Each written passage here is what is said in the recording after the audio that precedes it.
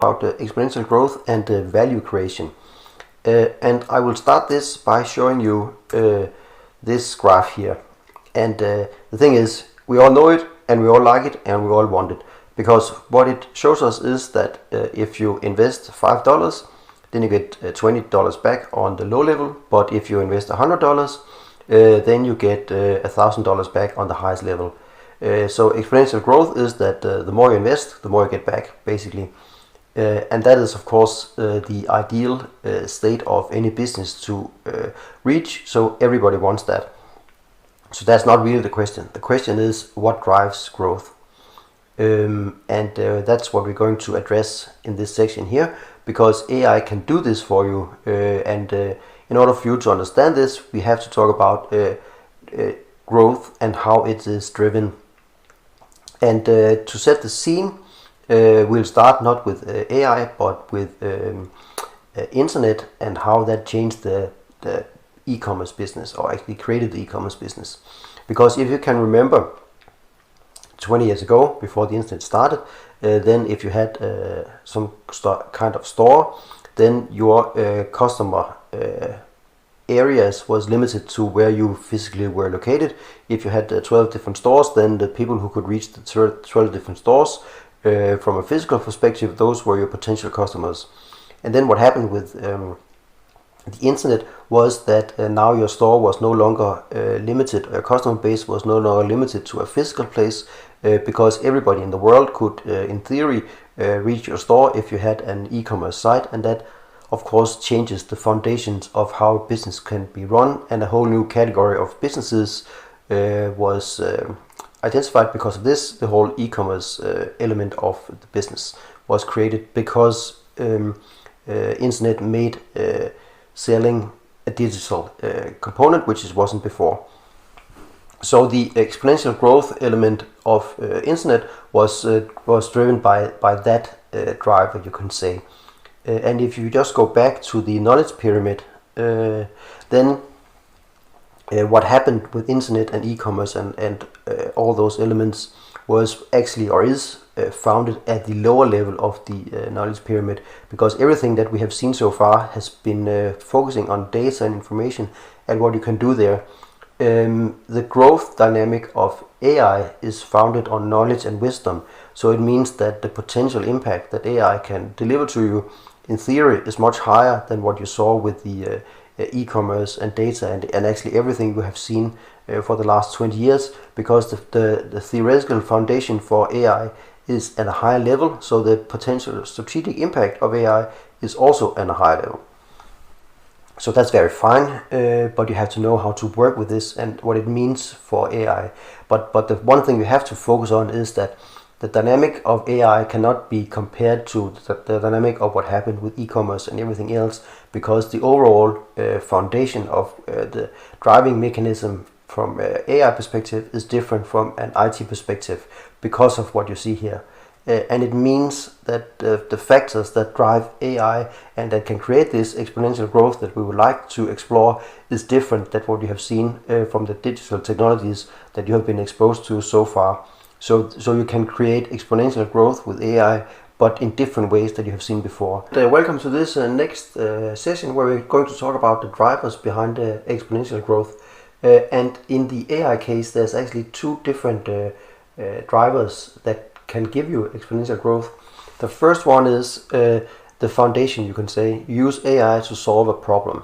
And once you've done that, then you're left at a better place than you were before, and that makes it perhaps possible for you to create a state where you can scale the value that you create in a way that gives you exponential growth. And this session is about what this means for you as a business. So what you can say, what does it mean? Phase 1, AI as a solution to a problem. That's actually what we have gone through in the previous session that has to do with the operational part of your business. Because that's what you did. That's what we did in the first element here. We found 5 areas of our business where AI could be a solution to a problem. And maybe you have already from that identified 1, 2, 3 areas perhaps where you could see AI could be a solution to a problem. So that's where we start. One of those here. And if you can remember the case with the production of the red dress, then if you compare this to phase 1 and phase 2, then the phase 1 solution to a problem, that was that we wanted to remove the photo shoot as a part of the production process. So we didn't want to pay the photographer, the models and the photo studio because they were expensive. And then what we also realized once we did that was that as a consequence of this, using AI meant that we could have our photos from the dress much earlier in the production process, and that gave us some new opportunities. We could communicate with the market earlier. We could maybe adjust our production size to the expected feedback from the photos and so on. So it gave us a new way of creating value, maybe changes the way of the production batches, how many we're going to produce and how large quantities and so on. So the scale of how we can run our business would be changed because of this change of creating the photo products that we needed. So phase 2 has to do with the consequences of introducing AI into your organization beyond the solution to a problem, if you can say that. And to go from the red dress to a more structured example, let's say that we sell alarm systems. We have a company that sells alarm systems into small and medium sized companies, and they would have a warehouse, and we have specialized in warehouse alarms. Then we have built our own hardware from components that we buy, and we design the software that makes this alarm system run. So that's very fine. So if that was our business, then we could have a business value creation setup that could look something like this. We would have some goals. We would like to sell more to our current customers and to new ones as well. We would like to reduce the hardware costs so we can produce our products cheaper. We would like to make a better product with the new software features and so on. So in order for us to do that, we set out our output goals: 100 new customers a month, start selling in Canada, buying cheaper hardware, whatever is required for us to reach the goals. And then we have our organizations that creates the goals that has to run with some complexity requirements. For instance, has to be able to handle customer support and so on. So that's how our business looks like. And then what we do is that we look into one of those 5 areas that I showed you before and say, now we introduce AI as a solution to a problem. And what happens is that AI is introduced, and the difference between before and after AI in this stage here is that AI help us solve a problem, but AI doesn't have any capacity constraints.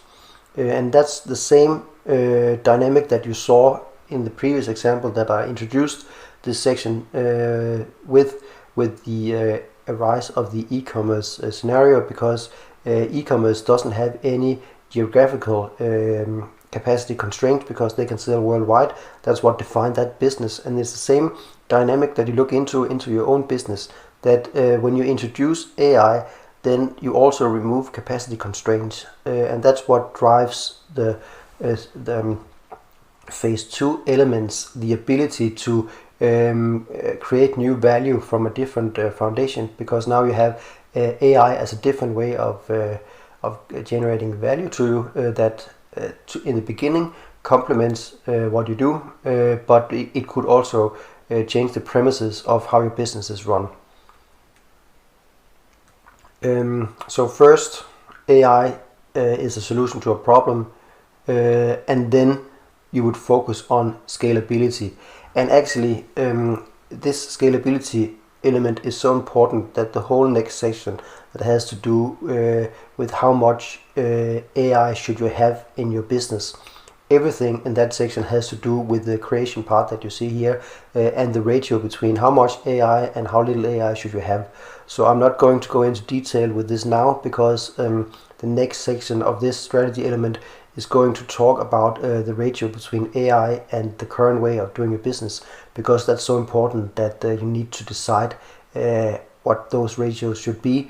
But for now, you should just know that what creates the exponential value is the ability to create value in the AI stream and not the current stream, because what you're aiming at is removing the capacity constraints. And as I said before, that's a separate discussion that's so important that we're going to spend the whole next session discussing exactly that.